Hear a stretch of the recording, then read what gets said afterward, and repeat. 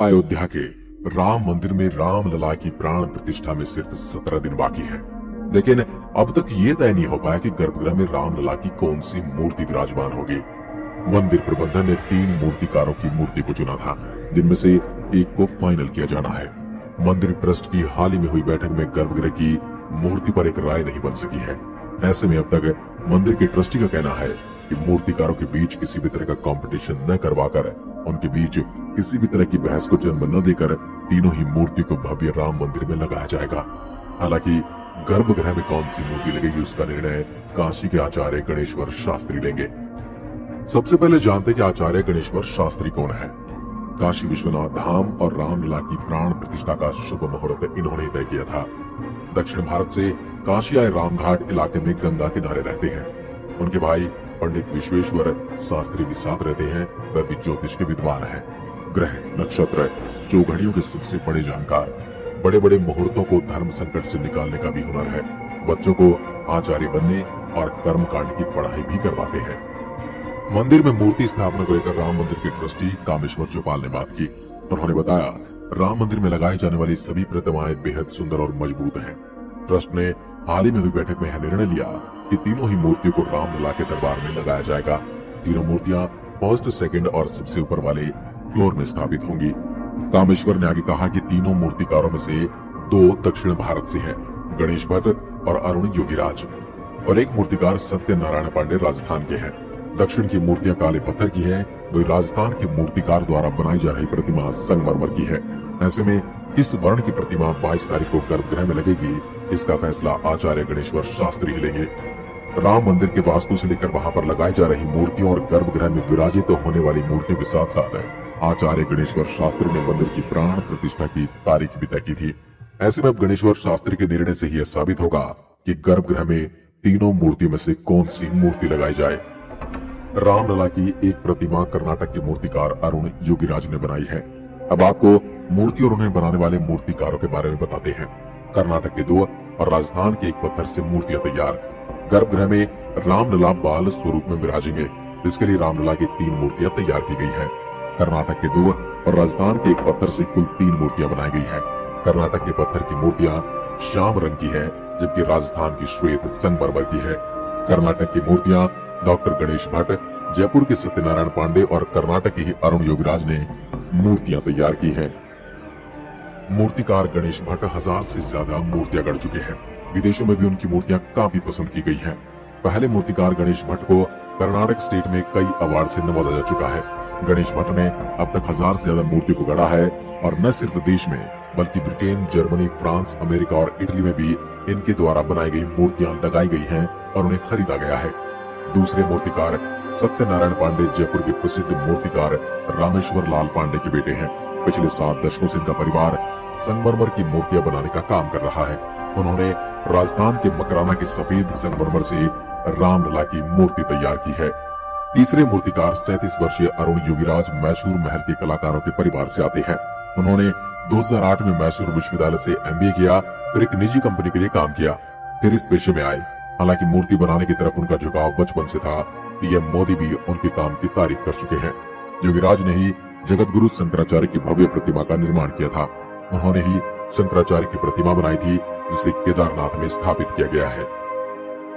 धर्म नगरी अयोध्या में 22 जनवरी को रामलला की प्राण प्रतिष्ठा होगी। इस कार्यक्रम में मुख्य यजमान प्रधानमंत्री नरेंद्र मोदी जी इस दिन उपवास रखेंगे। वह सरयू नदी में स्नान भी कर सकते हैं। मुख्य यजमान के लिए व्रत रखना आवश्यक है। PM मोदी ने राम मंदिर की भूमि पूजन के दौरान भी व्रत रखा था। बता दें कि PM नवरात्रि में भी व्रत रखते हैं। प्राण प्रतिष्ठा के दौरान गर्भगृह में 5 लोग मौजूद रहेंगे। इनमें प्रधानमंत्री नरेंद्र मोदी, CM योगी, राज्यपाल आनंदीबेन पटेल, संघ प्रमुख मोहन भागवत और अनुष्ठान के आचार्य होंगे। प्राण प्रतिष्ठा का शुभ मुहूर्त 1 मिनट 24 सेकंड का है। 12:29 8 सेकंड से मूल मुहूर्त होगा, जो 12:30 और 32 सेकंड तक चलेगा। अयोध्या में भाजपा के जिला प्रवक्ता रजनीश सिंह ने कहा, PM 22 जनवरी को प्राण प्रतिष्ठा के दौरान ही निश्चित रूप से व्रत रखेंगे। प्रधानमंत्री का संकल्पित अक्षत अयोध्या पहुंचने के बाद 16 जनवरी से प्राण प्रतिष्ठा के आयोजन शुरू हो जाएंगे।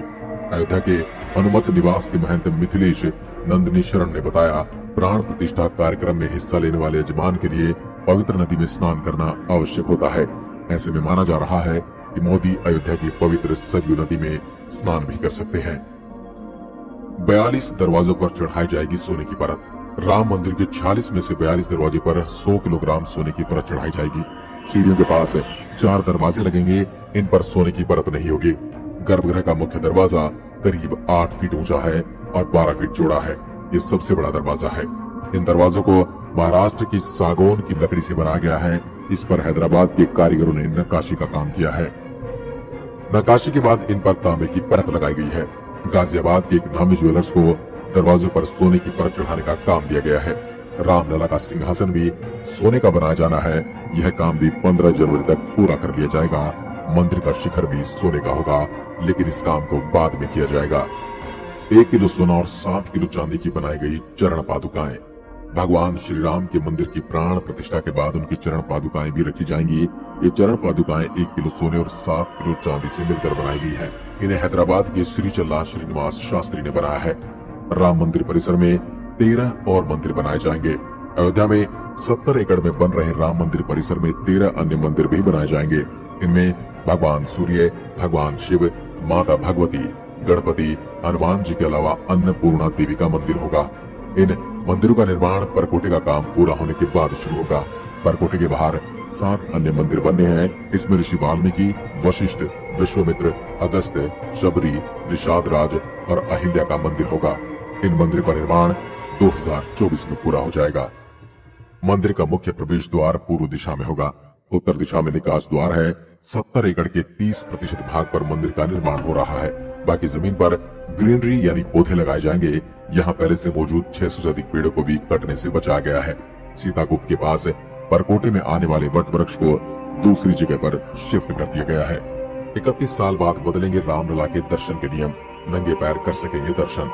प्राण प्रतिष्ठा के अगले दिन 23 जनवरी से रामलला के दर्शन का 31 साल पुरानी यानी 1992 के बाद से चली आ रहा नियम भी बदल जाएगा। भक्त अपने आराध्य के दर्शन के लिए नंगे पांव जा सकेंगे। दरअसल 6 दिसंबर 1992 को जब रामलला टेंट में विराजमान हुए थे, तब से भक्त जूते चप्पल पहनकर रामलला के दर्शन दूर से करते थे। भक्त एक गेट से अंदर आते थे और चलते हुए दूसरे गेट से निकल जाते थे। यह निर्णय सुरक्षा कारणों से लिया गया था। यही नहीं, तब मंदिर में जूते चप्पल रखवाने का इंतजाम तक नहीं था। ट्रस्ट के महासचिव चंपत राय ने बताया, मंदिर परिसर में पब्लिक फैसिलिटी सेंटर का निर्माण कराया जा रहा है। यह अंतिम दौर में है। यहाँ दर्शनार्थियों का सामान की जांच के साथ उसे रखने का प्रबंध किया जाएगा। यहाँ जूते चप्पल रखने के भी इंतजाम है। इस व्यवस्था के लिए जिम्मेदार व्यक्ति को प्रभार सौंपा जाएगा। नए मंदिर में रामलला के दर्शन और फिर वापसी की लंबी प्रक्रिया से गुजरना पड़ेगा। भक्त नंगे पैर महासिंह द्वार के बाद सीढ़ियों से चढ़कर सीधे सिंह द्वार तक पहुंचेंगे। इसके बाद उन्हें मंदिर में प्रवेश मिलेगा। भक्त दर्शन के बाद दक्षिण द्वार से बाहर निकलकर परकोटे की परिधि में आ जाएंगे। ईस्टर्न गेट प्लाजा में आकर करीब 800 मीटर के परकोटे से परिक्रमा पथ का चक्कर लगाते हुए फिर टनल से उतरकर निकास द्वार तक आगे बढ़ सकेंगे।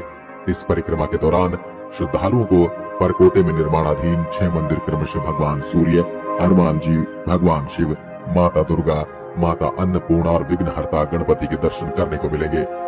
अब देश में इतना बड़ा आयोजन हो रहा हो और कांग्रेस कोई इशू खड़ा न करे तो हो ही नहीं सकता।